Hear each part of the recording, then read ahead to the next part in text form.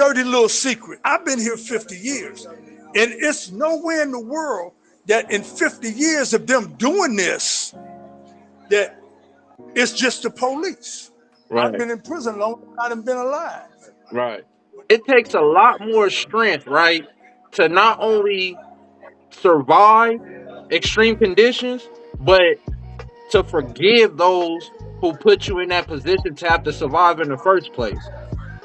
So when you get up out of here, or right now, either right now or when you get up out of here, like, have you forgiven those who put you in this position?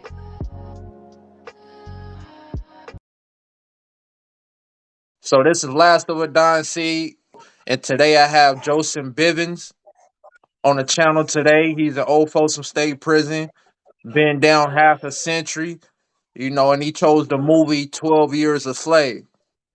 And I want you to just tell the people, Joseph, like, how does this movie relate to your real life? Well, in the beginning, I and the character in the movie had a false narrative that we were both free. We were both free from the sadistic, brutal abductions of white supremacist Klans members, uh, abductions that were so prevalent back in the old South and are still prevalent today in Richmond, California. Mm, all right, all right. And like, for those people that don't know the movie, right?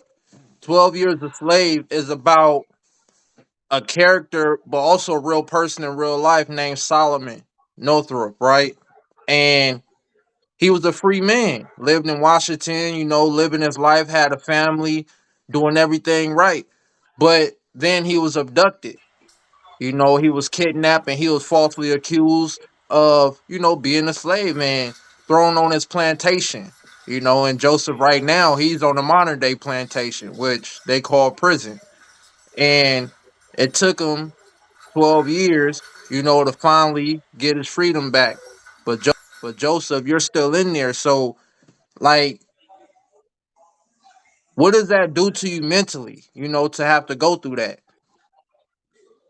Well, mentally, it's been hard. It's been hard. It's truly been hard because in not being safe in 21st century Contra Costa County, and it was the same as a black man not being safe in the 18th century. Mm, Mentally, regardless of how much information or evidence that you would have to prove that you shouldn't be there, like him not being a slave, you become even more helpless in prison as a black man was on the plantation. mm, No one's there. No one's there to speak your truth, and regardless what you say, no one wants to hear you. It's highly impossible for you to tell the slave catchers or me to tell the slave traders in Contra Costa County that what they did was wrong because no one wants to admit they're wrong. They never want to admit that they're wrong. mm. Wow. Yeah, that's powerful, man. And I was just there. I did 15, right? And I just got out. And so I know from the inside looking out on the commonality between how it was then and how it is today. They just changed a lot of terminologies, the words that they call it, but it's still also familiar. You know what I'm saying? Like, when I first hit the pen, wasn't no educational programs. They do everything to strip you of your identity. And I used to refer to prison as a psychological casket. You know what I'm saying? Like, and they try to break you every which way and then turn you against each other. Like, they had Solomon beating on Lupita Nyong'o, who played the slave woman. They have our own people get it in our own mind that we have to get on each other in order to survive. They control the narratives. If they controlling the narrative here, they control the narrative on the plantation. And I look at you and what you've been through, and now here it is. You're reaching back into Folsom Prison to help uh, a blotted out victim of racism. Because see, They control my narrative. They abducted me. No warrant, no affidavit for my removal, and took me. They beat me for days. They hid me for over a month and a half away from judges Mm. until my injuries healed and they took me before one. This is the same thing he went through. Regardless who I told, tell your lawyer, uh, no one wants to hear that, especially in the 70s, that the police was racist. Right. Even after Sergeant Frank Hanratty and his crew was exposed, they still didn't let me know. I didn't find out until the 90s Right. and the 2000s. And by this time, as the character did when he presented his papers showing that he was a free man, the same thing they did to me. There's no record of my conviction. There's no trial transcripts. I'm just here. Right. I be sentencing over and over again. They keep putting it off. Nepotism has a way in accounting for people to uh, negate negate us from being free, to Right. negate from the truth to come out. And this is what they do. They control it. Right. Uh, Attorneys, lawyers, public defenders that did my case in the 70s, they're judges, district attorneys. They run that county. And their main goal is to hide me. I'm a dirty little secret because it didn't rear it up again in that county. Antioch police, but Mm. Contra Costa County, it didn't happen again. Right. Elaine McDonald, I mean, yeah, Elaine McDonald, she said this is the biggest scandal in not Contra Costa, not in California, but our nation's history. She's saying that what then happened in that county overshadows uh, slavery, Right. uh, anything and all the atrocities that had happened in this country. She's saying that this has overshadowed them. Right. Now, to say that and not even know about me is saying a lot. Contra Costa County has dealt in black bodies and brown bodies for half a century. I've been here 50 years, and it's nowhere in the world that in 50 years of them doing this, that it's just the police. I just want to touch on right like a few areas in how your story relates to the movie, right? And Yes, sir. just going through that experience of because the modern day noose is getting hit with a life sentence, right? That's the modern day noose. And Yeah. when Solomon was told to go to the supermarket by the slave master's wife, and he walked into a lynching, right? That was taking place. And just to see that, to see those who look like you innocent hung and their life being taken away before your very eyes, man. And for you to be in that courtroom to be getting hit with the modern day noose as the innocent man, and to see other black men getting hit with that modern day noose and hung, like what goes through your mind in that moment? What was you going through as you was fighting that, like going through your trial? I couldn't believe it. I had a false belief that they're gonna know. I'm not gonna be convicted. They know the truth. They knew I wasn't there. They know. They have the evidence. But once the slave catcher, which was the Sergeant Frank Hanratty, my investigator, and as he was exposed to a, a racist Klans member that had infiltrated the Richmond Police Department, when he got up there, his word became law. Wow. When he said that he changed the actual time of death in the courtroom Mm. to negate my being somewhere else, Right. to give opportunity to commit this crime. But they allowed this. Right. It takes a lot more strength, right, to not only survive extreme conditions, but to forgive those who put you in that position to have to survive in the first place. So when you get up out of here, or right now, either right now or when you get up out of here, like, have you forgiven those who put you in this position, or will you Of ever course. forgive them? No, I forgive them. In fact, be honest about it. For those who did this, I feel sorry for them. Mm, I do, because hatred is not. It's something that you learn. It's not something that you're born with. And mm, to hate another man or another individual or a race just because of the color of their skin is like a disease. It's something right, that very few people shake away from. right, In Quentin, worked with a dude that was deeply embedded in the Klan when he was a youngster. But mm, he learned that when he went to prison for something he did for the Klan, that the only person that looked out for his family was a black man. It helped him, brought his family to visit. He ended up having a whole new outlook.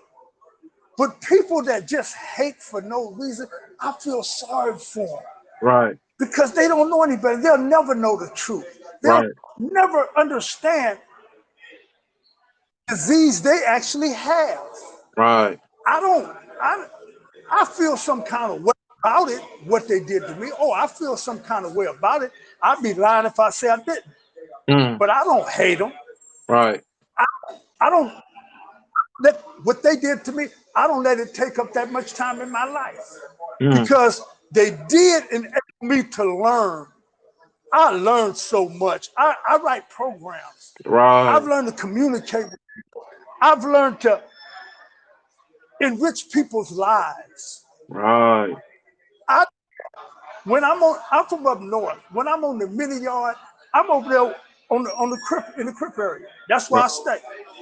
They have their own thing, but they teach me so much about what they done went through to become the men that they are. And as long as I walk that line, I am not no shot caller, nothing like that. But I help them. Right. And the more I help them, I get them in the programs, they come to me. That's a badge of honor. Not just them, I have Mexicans, others come to me and ask me for advice, ask me for help. That's a badge of honor, bro. I Right. mean, and I'll take that and I'll take that and I'll take that home with me. Mm, I'll take everything I've learned from gang members to apply to youngsters that's coming up how to get out or how not to become a gang member. right. Uh, Dudes that think being a gangster is cool, it's not. I watch these youngsters come in here and they want to smoke some stuff called spice and they wig it out, falling out. This is what they're sending in. This is what I believe God had put me on this planet to stop. I Mm, survived this. A lot of the dudes that the Cowboys, Frank Hanrat and his team sent to prison, they done died out. Most of them done died. You know, I'm the last little dirty secret. mm, And I am what will remind the world that it didn't just start in Antioch in the 2022 or 23. It didn't start then. This has been going on for over 50 years. They've been dealing in black people for over 50 years. And I have to get out there and stop young people from putting themselves in the position where this racist society of judicial system take them and just cast them away because they have value. mm, right. Value. Right. All my brothers and people in here have value. And it's up to me to teach them what I've learned. All You right. go to the So law library. tell the people about your childhood prior to coming to prison, though. Like, what was life like? It was kind of hard, man. I grew up in West Oakland, in the projects. Uh, my mother was she was in and out of jail, so my grandmother pretty much raised me. It was kind of like being a wild child. I uh, I had to take her. She was sick. She was suffering from alcoholism. All right. You know, I took care of her. My mother had got married to a dude named Calvin Aaron Williams. Yeah, he was a good dude, man. He was a country boy. He took me to learn, taught me how to fish, hunt, camp, uh, horseback riding. He was a father. My actual father died when I was 3, All right. but he became a father figure, and he looked after me. Uh, Unfortunately, I ended up going to youth authority for being loyal to the street code. All right. You know, one of my partners was running from the police, and he wanted me to hide him out. I did. You know, you back then you don't tell on nobody. You do what you're supposed to do.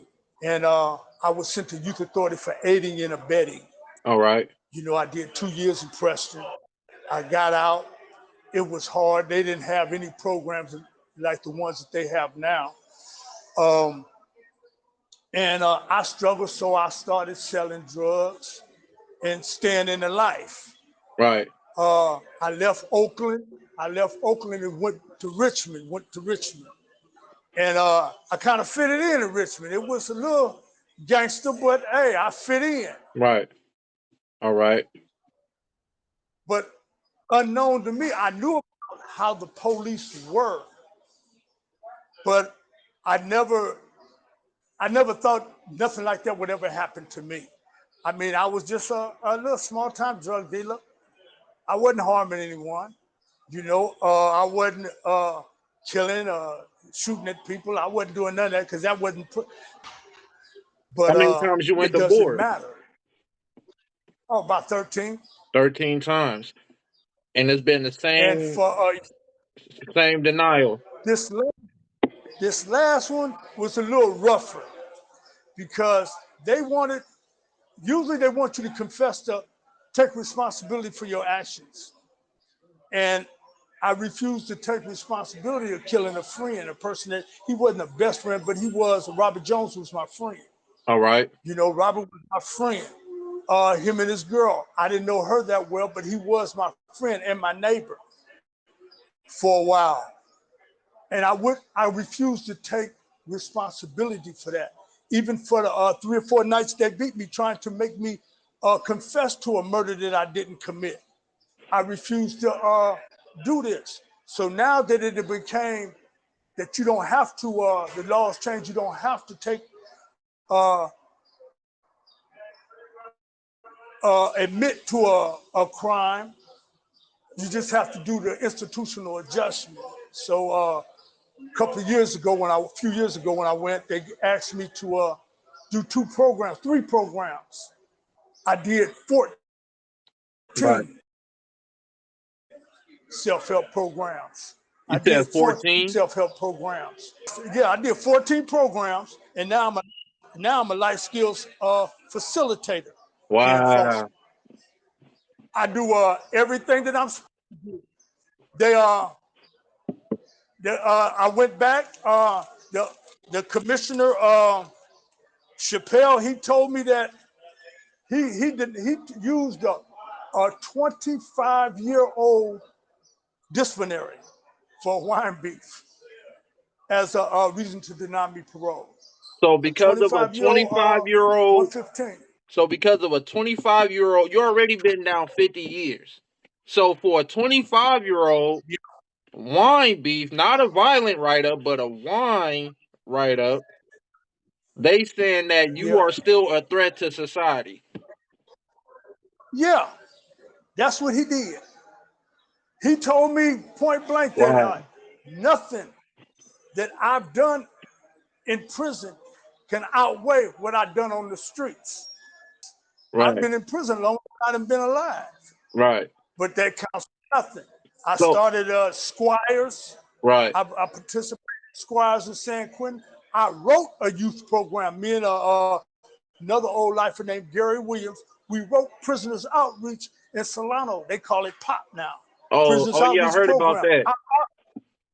I co-authored that program. Oh, Prison. you didn't did every time you went to board, you did more than what they asked you to do. For one, for two, you've been down 50 years, and by law, they not only said that we're gonna let you go to board because under the age of 23, your mind is not fully developed. Really, it's 26 now, but the law that That's helped right. you was the 23 as well as the elderly parole, right?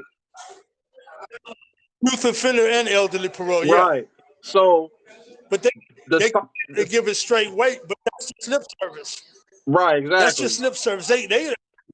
They'll sit there and tell you, oh, we're giving great weight to this, we're giving great weight to that, but that's just lip service. Right. Chappelle, when I went when I went in, prior to going in, I talked to my attorney. I had I don't know what that man was even there for, but he let me know that this was going to happen. He asked me, did I want to stipulate? I said, no, they only asked me to do 3 programs. Man, I brought them 14. And he told me to get involved. So I became a life skills facilitator. Right. And now that I did this, yeah, I'm ready to go. Because I know, man, I done did everything right. Right. I N- done did Now everything what right. now Go, even though go. like even though you're innocent, you're maintaining your innocence for this case right here. But would you still say over time you became a better person overall than the guy you was on the streets? Oh, definitely. Right. Definitely. I've learned so much, not just about myself, but I've learned so much about people, period. When I came to prison, you had, uh, what would you say, organizations or gangs that were, they, nowhere in the world you could even look at another man in the eyes without him considering it being a challenge. Right. You had ABs, Bluebirds, Mexican Mafia, West Coast Syndicate, uh, BGF Vanguards. I mean, it was hard for me to even walk without being affiliated. And Right. that was a chore. And I went through all those wars without being affiliated or falling victim to anything. Mm. And I learned how to communicate with other races, other peoples, other gangs from other sets. Go ahead. Right. So in relation to the movie 12 Years a Slave, right? What is some lessons that's in some life lessons embedded in the movie that you feel like viewers should take from it today? That we have to relearn how to be a people. Uh, we have to take accountability not just for ourselves, but what happens to everybody else. We can't just let what happened to that person be that person. We have to stand. The the the these people they give you some money for it. They try to compensate your pain and suffering and your loss with money. And shortly thereafter, it dies out because they want to forget it. Uh, when you hey, anti-Semitism, they don't let theirs die. They don't let the Holocaust die. They keep that forefront. Some people say slavery never happened. They don't want to believe it. They don't want to face it. We have to make sure they continue to recognize that we're here Mm. and you did this to us. You don't really owe us anything. They say reparations. Give us what we got coming. Native Americans, you give them what they have coming. You give everybody what they have coming except for us. And people accept this. We can't continue to accept that they did something to him, but well, they didn't do it to me. Oh, well, that's his problem. Right. It's our problem. Right. Everything that happens to one happens to all. We are the only race in this institution. If we speak our native tongue, that's points for validation to lock us up. Right. You can speak Spanish, Chinese, Japanese, Samoan, it doesn't matter. Russian, you whatever. But if you speak Swahili, that's a problem. Right. You have any books in your property that has to do with African culture? That's a problem. Right. They're still trying to wipe away our identity. It ain't stopped just because we're in prison. It continues. Right. From the time that I came to prison in got to prison in 75, and now it done did a whole 190-degree turn. Right. Brothers are acceptance of being abused. They've taken to it. Right. But as a people on the streets, we have to take accountability for our own, not just for ourselves, but for everybody. Right. You know, we got that. Like they say, it takes a village, but no one is stepping forward. Well, I ain't messing with that little kid. He too bad. There's something wrong. Find out what's wrong. Reach out. Right. Attempt, at least attempt. Right. And this is what my mission is, Right. to get out and help. Just Right. like you helping me. And I appreciate you giving me this platform because they've been controlling my narrative for 50 years. Right. I file writ, motions, it don't matter because I'm sending it to the people that did it to me. Right. They don't want to hear it. They Right. don't want to. Just like in the movie when he paid that white man to take that and let his folks know. They didn't do that. Right. No. You know, they control the narrative. Right. Now, God willing, with you, the narrative's going to be exposed. This is not new. Right. Contra County has been doing it for years, for decades. And I'm the dirty little secret that shows how long it's actually been done. They don't, the law doesn't apply to them. The, uh, the law states, under the law states that once they found out and exposed them cowboys, every case that they were ever involved in, people should have been notified. I was never notified. Now that it's coming out, they have no other alternative but to try to conceal me again after they beat me and put me in different holes so nobody could take word back to what was happening to me in jail. Right. You know, I mean, I didn't see a judge. I had no charges. I didn't see a judge for 43 days with Mm. no charges after they beat me and beat me for days. Right. No one cared. But now, here it is that it's coming out. But the world seen what we have been seeing for decades and what Contra Costa County has been doing for decades. I've lived it. And it just don't stop here. They reach in and tell, look, we can't let him out. Treat him like this. Put him in the hole. Send him to the chute. Make him submit. I have yet to do so. Right. I didn't commit these murders. And I was supposed to, by law, I was supposed to be released. I'm an ISL prisoner. I was supposed to be released in 1985.